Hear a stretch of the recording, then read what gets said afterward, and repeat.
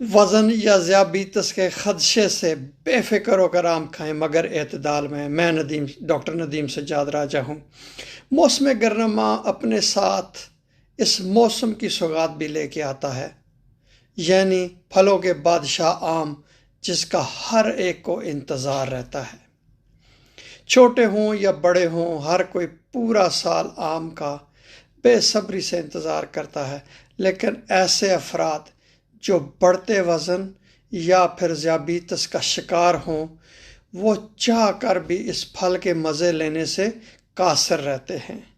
اگر آپ یا آپ کے ارد گرد بھی ایسے افراد موجود ہیں جو وزن بڑھنے کے خدشے یا پھر ذیابیطس سمیت دیگر صحت سے متعلق مسائل کی وجہ سے آم کھانے سے گریز کرتے ہیں، تو آپ ان کو خوشخبری دے سکتے ہیں کہ وہ اپنا من پسند پھل کھا سکتے ہیں، کیونکہ یہ موٹا نہیں کرتا، اور گلائسیمک انڈیکس میں آم کا نمبر 51 ہے، جو کہ اسے کم جی آئی والی یعنی کہ گلائسیمک انڈیکس والی غذا بناتا ہے، یعنی ایسی غذا جس کے اثرات بلڈ شوگر پر مرتب نہیں ہوتے۔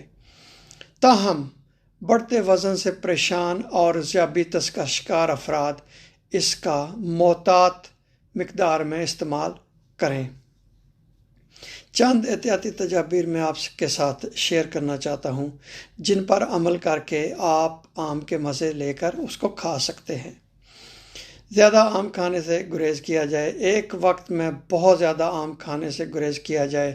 نشاستہ یا کاربوہائیڈریٹس والی غذائیں بشمول آم سے بلڈ شوگر لیول بڑھنے کا امکان ہوتا ہے، مگر اس کا یہ مطلب نہیں کہ ان کو غذا کا حصہ ہی نہ بنایا جائے، لیکن ایک وقت میں کسی بھی غذا سے 15 گرام کاربوہائیڈریٹس کو نقصان دہ نہیں سمجھا جاتا، اور آدھا کپ یا 82 گرام کٹے ہوئے آم میں 12.5 گرام کاربوہائیڈریٹس ہوتی ہیں۔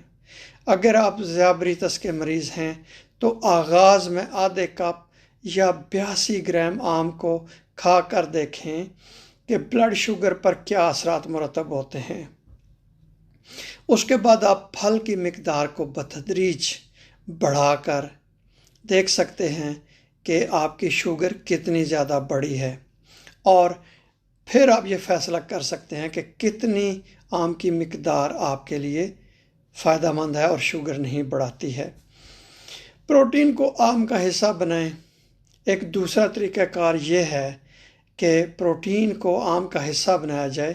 فائبر کی طرح پروٹین بھی بلڈ شوگر کی سطح کو بڑھنے سے روکنے میں مدد دینے والا جز ہے۔ آم میں فائبر تو ہوتا ہے، مگر پروٹین کی مقدار کچھ زیادہ نہیں ہوتی ہے۔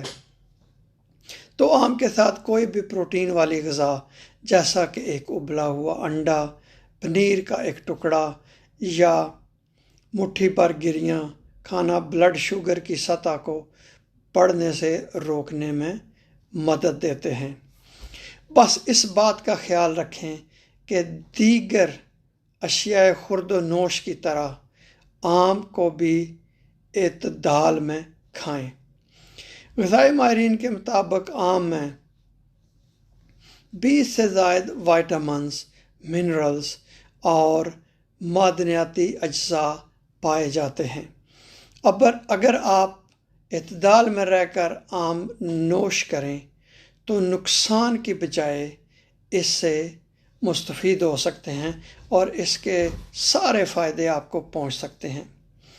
آم ایک ایسا پھل ہے جو کولون کینسر یا آنتوں کا کینسر، ذیابیطس اور دل کی بیماریوں جیسے خطرناک امراض سے حفاظت بھی کرتا ہے۔